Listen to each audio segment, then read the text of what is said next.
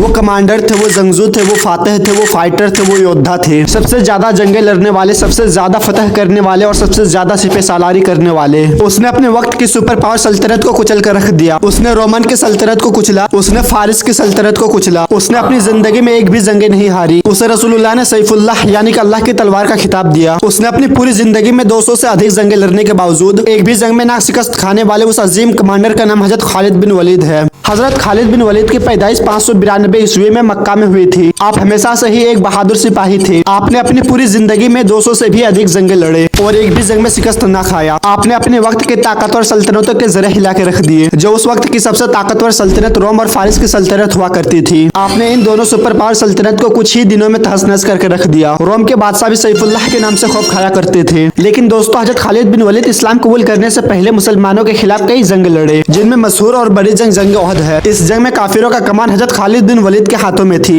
हजरत खालिद बिन वलीद वो कमांडर थे जिसे आज तक किसी ने भी शिकस्त नहीं दिया। तो जंग ओहद में आपको कैसे शिकस्त मिल सकती थी? दोस्तों, इस जंग में 70 मुसलमान जख्मी हुए थे और 70 मुसलमान शहीद। इस जंग में प्यारे नबी के चचा हजरत हमजा बिन अब्दुल मुत्तलिब भी शहीद हुए थे। रसूलुल्लाह सल्लल्लाहु अलैहि वसल्लम ने हजरत हमजा को शहीद शहदा कहा, यानी कि हजरत हमजा तमाम शहीदों के सरदार है। आप लोग बखूबी इस बात को जान ले कि शहीद शहदा हजरत हमजा है। शहीदों के सरदार हजरत हुसैन नहीं, हजरत हमजा है। दोस्तों, जैसा कि मैंने बताया था कि इस्लाम कबूल करने से पहले हजरत खालिद बिन वलीद मुसलमानों के खिलाफ जंगें लड़ा करता था और आपने मुसलमानों के खिलाफ कई सारी जंगें भी लड़ी। हजरत खालिद बिन वलीद बड़ी परेशानी में रहा करते थे। उनके परेशान होने का कारण था मुसलमानों की बढ़ती हुई ताकत। हजरत खालिद बिन वलीद हमेशा सोचते थे कि जब भी काफिरों ने मुसलमानों को ललकारा है तो हर बार अपने बेहतरीन हथियार होने के बावजूद तो काफिरों को अपने मुंह के बल खानी पड़ी है। आप हमेशा सोचते रहते थे कि क्या सच में मुसलमानों के पास कोई ताकत मौजूद है जो कभी भी मुसलमानों को हारने नहीं देती? और क्या मोहम्मद सल्लल्लाहु अलैहि वसल्लम अल्लाह के सच्चे रसूल है? और क्या मजहब इस्लाम सच्चा और प्यारा मजहब है? आप इन्हीं ख्यालों में डूबे हुए थे कि आपको आपके भाई का खत मिला जिसमें लिखा हुआ था कि खालिद, मोहम्मद सल्लल्लाहु अलैहि वसल्लम ने मुझको आपके बारे में पूछा है। मैं चाहता हूँ कि खालिद अंधेरी दुनिया से निकलकर इस्लाम की रोशनी में आ जाए। मैं चाहता हूँ कि खालिद हजारों बुतों के सामने सर ना झुकाकर एक अल्लाह के सामने सर झुकाए। मैं चाहता हूँ कि खालिद इस्लाम कबूल करके इस्लाम की रोशनी में आ जाए। दोस्तों, इस खत का हजरत खालिद बिन वलीद पे ऐसा असर पड़ा कि आप फौरन मक्का आ गए और रसूलुल्लाह सल्लल्लाहु अलैहि वसल्लम के पास आकर इस्लाम कबूल कर लिया। हजरत खालिद बिन वलीद वो कमांडर थे जिसने इस्लाम कबूल करने के बाद हर जंग में मुसलमानों का साथ दिया और हर जंग में बड़ी बहादुरी से लड़कर हर जंग को फतह कर लिया। दोस्तों, हजरत खालिद बिन वलीद के इस्लाम कबूल करते ही रसूलुल्लाह ने मुसलमानों को जंग मौता के लिए भेज दिए। दोस्तों, जंग मौता में ईसाई फौजों की तादाद 1 लाख थी और मुसलमान फौजों की तादाद सिर्फ 3000 थी। आप सोच सकते हैं 1 लाख और 3000 में कितना फर्क है। दोस्तों, ये जंग मुसलमानों ने रोमन एम्पायर के खिलाफ लड़ी थी। दोस्तों, इस जंग में हजरत जैद, हजरत जाफर, हजरत अब्दुल्लाह ये तीनों सहाबी एक के बाद एक शहीद हो गए। इसके बारे में प्यारे नबी सल्लल्लाहु अलैहि वसल्लम ने पहले ही बताया था। रसूलुल्लाह सल्लल्लाहु अलैहि वसल्लम ने फरमाया, तुम सबका अमीर जैद रहेगा। अगर जैद शहीद हो जाए तो अपने अमीर हजरत जाफर को बनाना और अगर हजरत जाफर शहीद हो जाए तो अपने अमीर हजरत अब्दुल्लाह को बना लेना और अगर हजरत अब्दुल्लाह भी शहीद हो जाए तो तुम में से कोई आगे बढ़कर फौज का कमान संभालना। जब तीनों सहाबी एक के बाद एक शहीद हो गए तो सहाबाओं की राय थी कि फौज का कमान हजरत खालिद बिन वलीद संभाले। हजरत खालिद बिन वलीद फरमाते हैं, मैं कैसे फौज का कमान संभाल सकता हूँ क्योंकि मैं तो इस जंग में नया नया आया हूँ। हजरत खालिद बिन वलीद ने मुसलमानों से कहा, मैं कैसे जंग का कमान संभाल सकता हूँ जबकि मैं इस जंग में नया आया हूँ। तुम ही में से कोई आओ जो बदर का हो या ओहद का हो, इसलिए कि तुम कमान अच्छे से संभाल सकते हो। लेकिन सारे सहाबाओं की राय थी कि फौज का कमान हजरत खालिद बिन वलीद ही संभाले। तब हजरत खालिद बिन वलीद आगे बढ़े और फौज का कमान संभाला और दुश्मनों के दांत खट्टे करके रख दिए। और दोस्तों, इसी जंग के बाद हजरत खालिद बिन वलीद को रसूलुल्लाह ने सैफुल्लाह यानी कि अल्लाह की तलवार का खिताब दिया। दोस्तों, इसके बाद हजरत खालिद बिन वलीद ने ऐसे ऐसे कारनामे कर दिखाए जो कि काबिले तारीफ है। दोस्तों, दुनिया की तारीख में आज तक कोई ऐसा कमांडर न बना जिसने अपनी पूरी जिंदगी में 200 जंगें लड़े और एक में भी शिकस्त न खाया। लेकिन वो कमांडर हजरत खालिद बिन वलीद है जिसने 200 से अधिक जंगें लड़े और एक में भी शिकस्त न खाया। उसने इराक को जीता, उसने ईरान को जीता, उसने आर्मेनिया, जॉर्डन को जीतकर इस्लाम का झंडा फहराया। दोस्तों, हजरत खालिद बिन वलीद के पास छोटी सी फौज होने के बावजूद उसने बड़ी बड़ी जंगों को जीत लिया। उन्होंने जंग फिराज, जंग मौता, जंग यरमौक, जंग बोसरा, जंग उलेस, जंग फहाल जैसी जंगों को फतह किया।